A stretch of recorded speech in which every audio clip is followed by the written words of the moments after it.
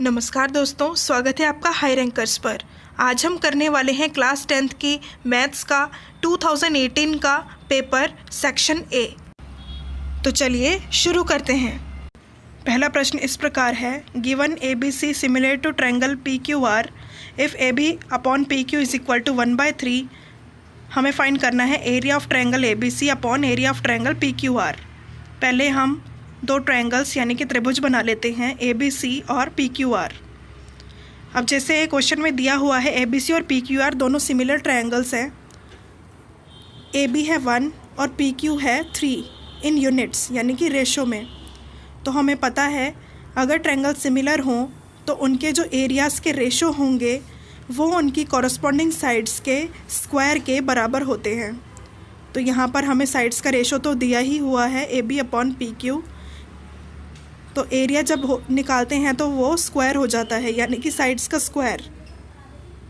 तो यहाँ A B upon P Q whole square हो जाएगा। जब एरिया निकालेंगे तो ये सॉल्व करते हुए आएगा 1/9।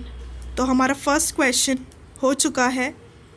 अब दूसरा क्वेश्चन, सेकंड क्वेश्चन है cos square 67 minus sine square 23 का मान क्या है। अब इसको करने के लिए आपको नियम याद होने चाहिए यानी कि प्रॉपर्टी। मैं यहाँ पर कॉस और साइन दोनों को चेंज कर सकते हैं, मगर मैं साइन को चेंज करने वाली हूँ। साइन 90 माइनस थीटा होता है कॉस थीटा, तो इसीलिए मैं साइन को चेंज करने वाली हूँ।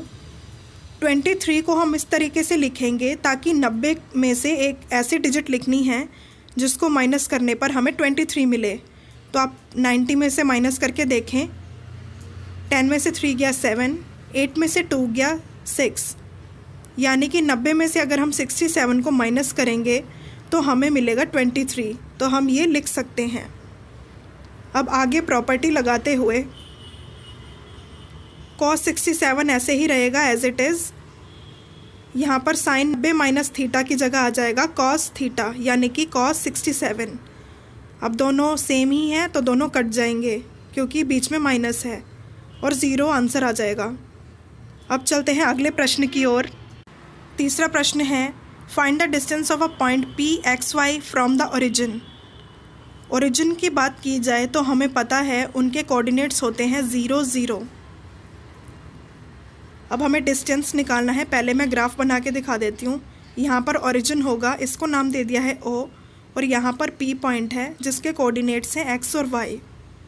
अब इन दोनों में हमें डिस्टेंस निकालना है। तो यहाँ पर हम डिस्टेंस फार्मूला लगाएंगे जो होता है x2 माइनस x1 का whole square plus y2 minus y1 का होल स्क्वायर। ये पूरा आएगा अंडर रूट में। अब यहाँ पर x2 मतलब कि कोऑर्डिनेट हम पहले कोई सा भी रख सकते हैं क्योंकि आंसर तो न्यूट्रल वही आने वाला है। चाहे आप 0 को रखें, 0 0 को x1 या x2, या दूसरे पार्ट को रखें सेकंड पे। तो मैं यहाँ पर x2 रखने वाली हूँ, यहाँ 0 वाले कोऑर्डिनेट को। 0 माइनस वाई स्क्वायर। अब इनको सॉल्व करेंगे। अगर 0 में से ये घट नहीं सकता तो ये सीधा आ जाएगा माइनस एक्स का स्क्वायर। ऐसे ही दूसरा आ जाएगा माइनस वाई का स्क्वायर। इसको आगे जैसे हम सॉल्व करेंगे, माइनस है जैसे, तो स्क्वायर से वो पॉजिटिव हो जाएगा यानी कि आ जाएगा एक्स स्क्वायर अंडर रूट में X square plus Y square. Minus क्योंकि कैंसिल हो जाएगा, कट जाएगा। ये क्वेश्चन भी हमारा पूरा हो गया है। अब अगले क्वेश्चन की तरफ चलते हैं। Question number 4। क्वेश्चन 4 है, if x is equal to 3 is one root of the quadratic equation X square minus 2kx minus X, find the value of k। यहाँ पर हमें k की वैल्यू निकालनी है। x हमें 3 दे रखा है तो यहाँ पर हम इक्वेशन में x की जगह 3 को पुट करेंगे इस तरीके से। 2k x की जगह 3 माइनस 6 इक्वल्स टू 0। 3 का स्क्वायर करेंगे तो आएगा 9, 3 2 6, 6k माइनस 6 इक्वल्स टू 0। यहाँ 9 और 6 माइनस हो जाएंगे, माइनस प्लस माइनस यानी कि 3 माइनस 6k इक्वल्स टू 0। 3 को यहीं रहने देंगे, 6k को उस साइड ले जाएंगे, 6k पॉजिटिव हो जाएगा। k की वैल्यू निकालेंगे तो 3/6, क्योंकि 6 यहाँ पर मल्टीप्लाई हो रहा है तो इधर आके डिवाइड हो जाएगा। काटने पर हमें मिलेगा 1/2। तो आंसर आ चुका है 1/2। अब नेक्स्ट क्वेश्चन की तरफ चलते हैं। नेक्स्ट क्वेश्चन है क्वेश्चन नंबर 5। क्वेश्चन में पूछा है what is the HCF of smallest prime number and the smallest composite number. तो यहाँ हम पहले लिखेंगे स्मॉलेस्ट प्राइम नंबर, जो कि होता है 2, यानी कि प्राइम नंबर वो जो अपनी और ख़ुद की टेबल में आए। तो पहला प्राइम नंबर होता है 2। और स्मॉलेस्ट कंपोजिट नंबर, अब 2 के बाद 3 अगला प्राइम नंबर है, तो नेक्स्ट जो कंपोजिट नंबर होगा वो 4 होगा, क्योंकि वो 2 और 4 दोनों टेबल में आता है। अब इन दोनों का HCF अगर निकालें, अगर आपको HCF निकालना नहीं आता है तो सिंपल LCM लिखें पहले 1 और 2। 4 का LCM अगर लिखेंगे तो होगा 2 और 2। अगर यहाँ पर देखें HCF का मतलब है हाईएस्ट, यहाँ पर हाईएस्ट कॉमन फैक्टर है 2, तो HCF जो होगा वो आएगा 2। तो ये क्वेश्चन भी हमारा कंप्लीट हो चुका है। नेक्स्ट क्वेश्चन करते हैं। 6th क्वेश्चन है in an AP if the common difference D is -4 and 7 term is 4 then find the first term. यानी कि हमें यहाँ पर निकालना है A यानी कि फर्स्ट टर्म।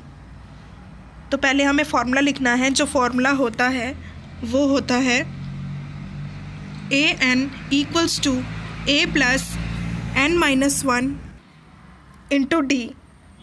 यहाँ पर जैसे कि हमें 7th टर्म दी हुई है तो A7 equals to A plus n, क्योंकि 7 है 7-1 D।